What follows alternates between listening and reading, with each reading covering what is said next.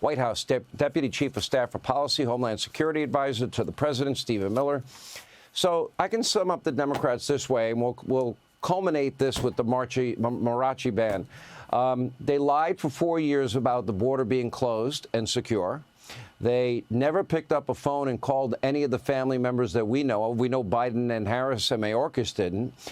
We know the Democrats wouldn't stand at a joint session speech of President Trump for Lake and Riley or Jocelyn Nungary's family. And they're the party of Abrego, Garcia, and mariachi bands. What should now happen to these mayors and these governors?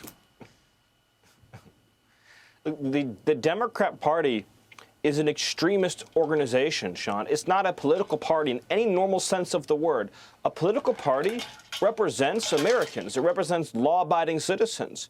All you see all day long are crazy Democrats screeching on TV on behalf of foreign terrorists, hardened criminals, and violent illegal aliens. A political party exclusively dedicated to protecting terrorists, criminals, gangbangers, and murderers. That's what they become. These sanctuary city mayors, DOJ's been very clear. They had a deadline and they violated it.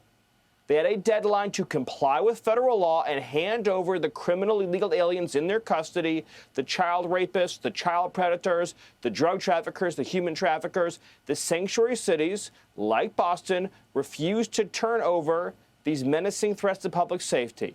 And so now they face not only revocation of funds, not only the loss of taxpayer support, but also potential criminal charges for harboring and smuggling.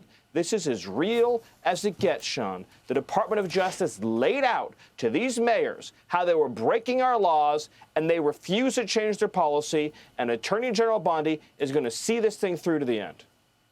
Well, to me, it's aiding and abetting. If I went down to the border and if I were to pick people up that were illegally in the country and transport them around the country and maybe give them a place to stay and protect them and let them know when ICE was going to raid, what would happen to me?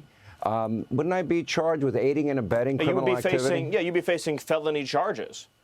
Numerous felony charges. Charges for trafficking, charges for smuggling, charges for harboring, charges for concealing, charges for illegal interstate commerce, charge after charge after charge.